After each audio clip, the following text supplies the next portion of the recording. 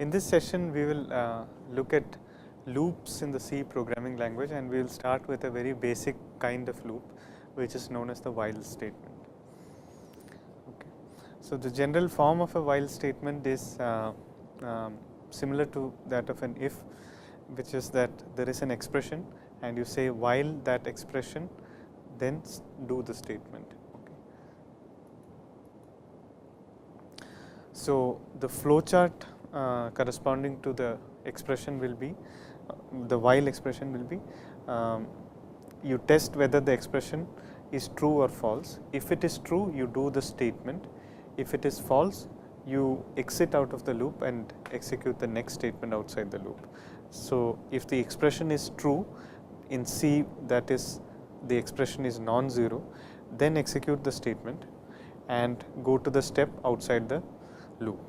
If it is false, then directly go outside the next statement after the while loop. This is similar, if you recall, to the if block without the else.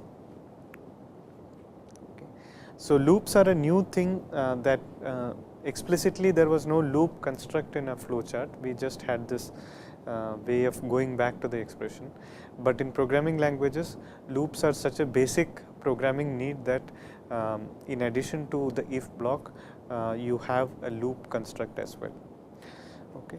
So, a slightly different variant of the while expression will be that while expression statement 1 and then statement 2. Okay. So, the flowchart here is easy to follow.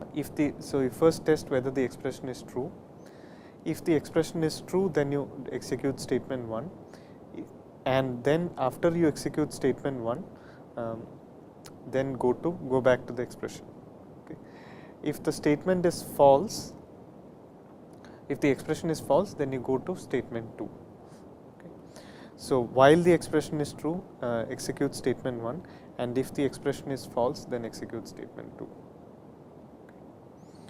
So, the difference in the if condition will be that if this was an if block, then if the expression is true, you do statement 1 and you exit out of the while loop, and that is not done in the case of a normal while loop. After you execute the statement, you go back to the expression. Okay. So, as long as the expression is true, you keep executing statement 1, and if the expression becomes false, then you execute statement 2. So, let us illustrate the use of a while loop with the help of a program. So, we will introduce a very simple problem, which is read a sequence of integers from the terminal until a -1 is encountered. So, -1 signals that the input is at an end. Okay. Now, what I want to do is that sum up all the numbers until the -1 and output the sum. Okay. So, it is a very simple program. What you have to do is to read a sequence of numbers until you hit the first -1, and then add these numbers and output their sum. Okay. So, let us first introduce a very simple loop which will do only the basic thing of reading the numbers until a -1 is encountered. So, how do you write the loop? You have stdio.h, and then you declare an integer variable and read the variable. Okay. So, this is supposed to be the first number. If that number is -1, then you do not have to read any more numbers. Okay. So, if the number is not -1, so if a equal to -1 is false, then you read one more number. Okay.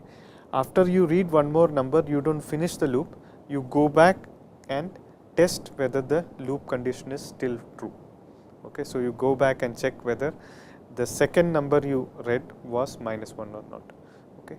And then you keep on reading it until you hit a -1. At some point when you hit a -1, you go back to the loop and the condition that a equal to -1 will be true. So, not of that will be false, and you will exit the loop. Okay. So, read the first number. If it is -1, do not enter the loop. Otherwise, keep on reading numbers until you hit a -1. That is the meaning of the while loop. So, let us just trace the execution of the loop on a sample input to understand how it works. Okay. So, in a box I will represent the memory location A and its current content.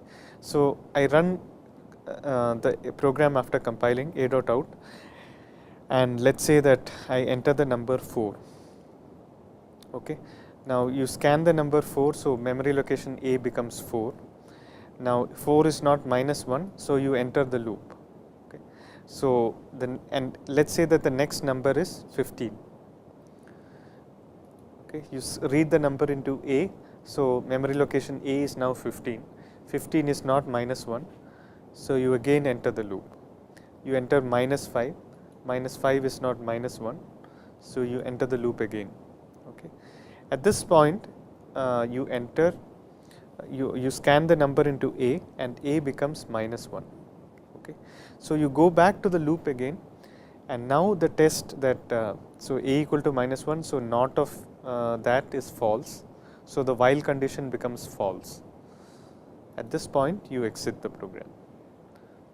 Okay. So, this is a very simple part of the program that we want to write. Recall that we want to read a bunch of numbers and sum them. Okay. And the end of the numbers is represented by a -1. Until now, we have just read those numbers.